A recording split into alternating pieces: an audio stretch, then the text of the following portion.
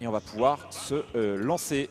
Et voilà, on a deux bons clients, deux très très bons joueurs. Voilà, la Rosalina et Luma qui est choisi. Et on va pouvoir se lancer dans ce second loser round 3 après Léon qui l'a remporté face à Crêpe Salé. On a Dizay face à Astrat. En effet, et démarrage sur PS2 pour les deux joueurs maintenant, Astrat et Dizay. On le rappelle, nous sommes en BO5. Et ça démarre très très fort vu qu'on a directement décidé d'opter pour les grenades. Je pense qu'on veut dégager le Luma le plus rapidement possible pour éviter de le garder dans le match-up parce que ça en fait, mine de rien, un bon bouclier pour se rapprocher. Et j'y avais pas pensé, mais il l'a beaucoup utilisé dès le début du match-up pour lui montrer à Astrat. Il utilise beaucoup le down B face aux grenades. Et oui, le down B, ça permet de rattraper les objets, voilà, comme elle vient de le faire. Et donc, dans le match-up, ça peut toujours être assez intéressant. Mais en attendant, les explosions sont bien à l'avantage de Astrat, qui arrive petit à petit à des pourcentages assez intéressants. Il va falloir un peu plus bosser ça du côté de Dizay. Ça se passe, alors voilà, ça se passe beaucoup sur des trades, hein, j'ai l'impression pour l'instant, ce match. On va charger le Luma, il va revenir. Attention, il peut être dangereux. Non, on revient petit à petit, petit grave, on emmène ce Snake assez loin et je sens que ça va être long. Il y a moyen que ça soit long, mais il y a moyen aussi que ça aille très très vite. Voilà, sur certains de ces tilt, pardon, on est sur un plafond très très bas vu qu'on est sur PS2, donc ça peut mourir très vite. Surtout que Rosalina n'est pas connue pour être un perso excessivement lourd. On tient bien le shield, mine de rien, on se fait pas avoir par les agressions de Astrat, même si ce dernier a montré qu'il était très présent à distance avec ses grenades. Là, il se monte un petit peu plus agressif, il change son momentum, un petit peu normal. On commence à monter haut en pourcentage, que ce soit d'un côté et de l'autre. Grab qui va permettre à Dizay de passer dans une bonne phase et d'aller le chercher tellement haut. On les connaît, les snakes qui utilisent leur pour aller très haut, mais là ouais non, ta bouche, tu prends ça dans la tronche et tu t'en vas. Oh là là, attention parce que le Luma est parti, ça risque d'être difficile. On esquive le up smash, mais on n'est pas en reste. Effectivement, 156%, ça pourrait très très vite exploser du côté de cette Rosalina. Heureusement, on se fait pas grave, Dizay. Essaye de revenir sur le terrain, ouais, c'est bon. Petit tricot, on est patient, il y a la grenade.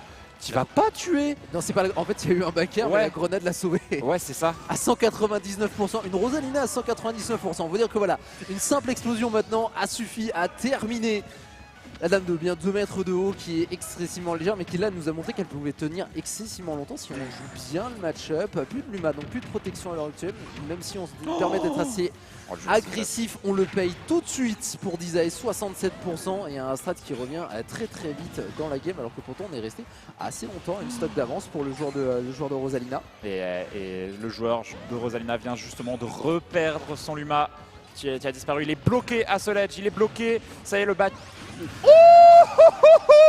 Oh la combinaison avec cette grenade qui va exploser entre les mains de son propriétaire et permettre un EPR qui tue tout simplement. Maintenant il faut aller chercher des pourcentages supplémentaires du côté de cette Rosa. Et oui, c'est ce qu'il va faire. Oh là là, on a beaucoup patienté, un peu trop pour cette Rosa, mais vraiment il a des très bonnes phases explosives. C'est pas grave, Dizay pour le moment il est particulièrement bien dans sa partie, même si Astrat a 21%. Il essaye aussi de son côté d'aller le chercher en entière avec quelques pairs. On va trouver le grab pour aller mettre cette backthrow et on récupère les objets, tu l'avais dit, hein, le downway qui est décidément très important dans ce match-up. La dash attack qui sera même pas suffisante pour terminer une Rosalina. Wow, c'est un ganon ou c'est un perso qui est censé être parmi les plus légers du jeu parce qu'on s'en tire relativement bien.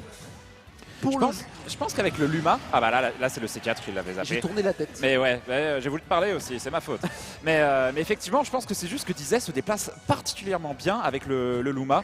Et du coup, ça permet de survivre très longtemps et c'est pour ça qu'il a l'avantage. Le joueur de Rosa, on renvoie les grenades et du coup, on est patient. Astrat, on voit, il est un peu plus bloqué, il a du mal à sortir ses grenades. Attention, le smash, on se fait toucher par le C4. Il va falloir y penser. C'est pas la première fois qu'il se fait toucher par des C4. Disait, mais donc faudra y faire attention par la suite parce que là Astrat ça lui permet de reprendre l'avantage, ce petit C4 tout à l'heure, le tilt qui permettra de renvoyer la Rosa en Deza, mais on est revenu sur le terrain. Un petit grab qui lui permettra de se mettre en avantage. Tellement d'explosions, on a réussi à drift entre tout ça pour Dizay, c'est pas mal. L'explosion du C4, sympa la hitbox, avec un 104% déjà bien senti sur le joueur de Rosalina qui maintenant va devoir un petit peu trade avec l'agressivité de Astrat qui va dégager le Luma sans sommation, plus de protection. Pour Dizay qui essaie de passer un petit peu au-dessus mais qui va devoir y faire attention. Il y a toujours un up tilt qui pourrait sortir de derrière les vagues pour Astrat. Est-ce qu'on va pouvoir revenir? C'est un peu emmêlé les pinceaux, c'est bien dommage pour cette dernière stock. Pour Deezy, on a eu, je pense, un petit peu peur de se faire rattraper par toute la cuisine que proposait Astrad. Bon, c'est pas grave, c'est un petit cafouillage. On est sur un BO5, on le rappelle, donc on a le temps de s'adapter. Mais voilà, première game quand même assez disputée. C'est vrai, vraiment bien disputé. D'un côté, on a Deezy qui arrive à très bien bouger, estiver les coups, mais qui, après avoir pris en premier la stock, n'arrive pas à vraiment concrétiser. Il n'arrive pas à prendre énormément de pourcentage et garder des grosses phases d'avantage. Et de l'autre côté, on a Astrad qui, lui, a du mal à forcément tout toucher au début, mais qui petit à petit arrive à toucher des hitbox un petit peu larges, style le C4, et finalement prendre la première game. Disait prend un petit coup d'eau, on retourne sur Town and City, c'était le premier pick, hein, il me semble, ou c'était PS2. C'était PS2. Ouais, PS2 sur le premier match.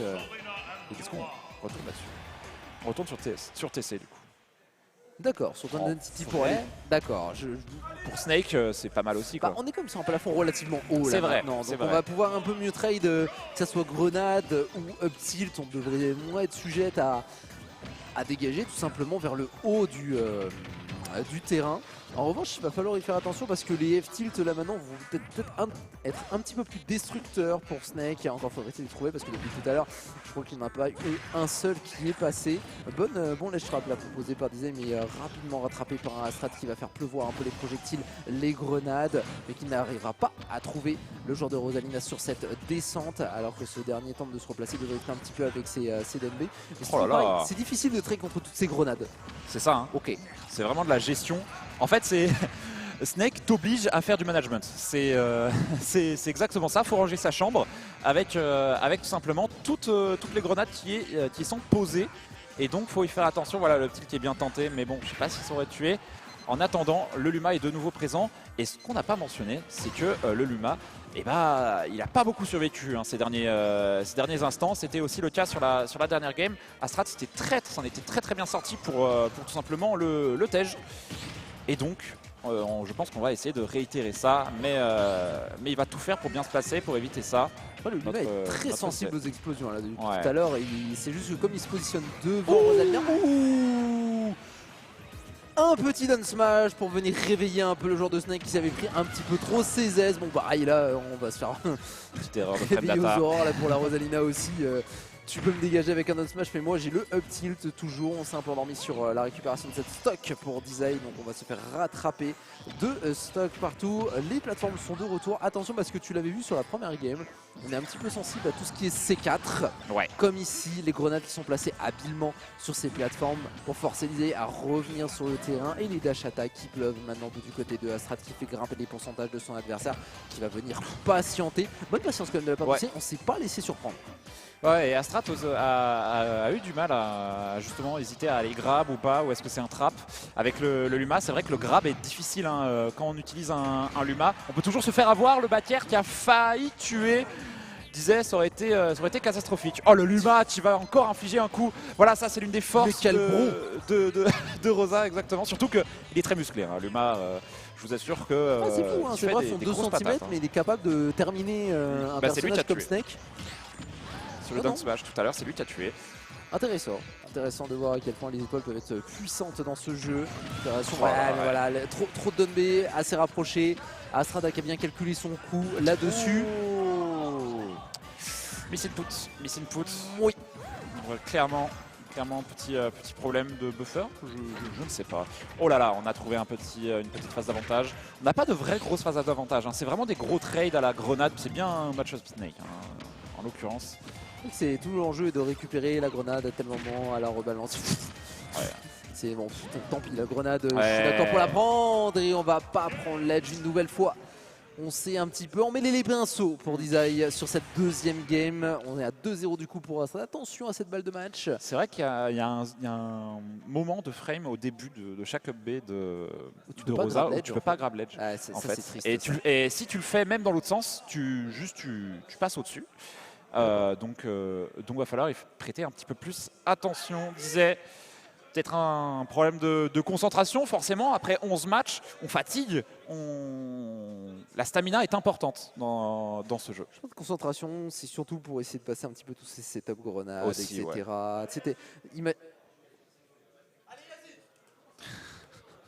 La régie, c'est pas très sympa de taper sur les 0-2 comme ça. Hein. Ouais, ouais tu parles à des 0-2 là. Genre, Je sais pas si tu t'inclus dedans. Mais... complètement, mais. Ouais, bah voilà. Parce que bon, si vous n'avez pas entendu la régie qui dit imagine, t'as un mec en 11-2 qui est devant toi alors que toi tu fais 0-2 au tournoi. Bon, sachant que les 0-2 correspondent à la moitié du. C'est ça en plus. la moitié un du quart truc. En l'occurrence. Mais Log, on va t'attendre à la sortie. Ouais, et oui. Tous les 0-2 là, on se retrouve. mais bon, le bon disait, tu n'y arrives pas. C'est marrant parce que je connais la manette avec laquelle joue Astrat présent, vu qu'il a changé. Je pense que vu comment il est mort à la deuxième stock, je pense qu'il a décidé de changer de manette. Et du coup, c'est la manette d'un des Timo, qui sera entre les mains du joueur de Snake. Et on change. J'avais oublié ce personnage que possédait disait, qui est le loup Wolf. Wolf, qu'est-ce que. Alors, le Ouais. jeu, je crois qu'il est assez even pour Ouais. les deux. Vous entendez Et le bien public, entendu, le public qui crie au loup pour venir aider un petit peu Dizet dans ce match à 2-0 pour Astrat. On va voir si ce switch de personnage va véritablement aider le joueur ou est-ce qu'on est est-ce qu'on connaît assez le match parce que pour le coup les Wolves ça c'est un petit peu moins obscur pour la communauté Ouais. Smash pour dire que c'est un personnage qui a quand même été excessivement utilisé. Après ça reste extrêmement fort, hein. Le perso peut absolument tout faire, c'est le véritable couteau suisse du jeu. Effectivement.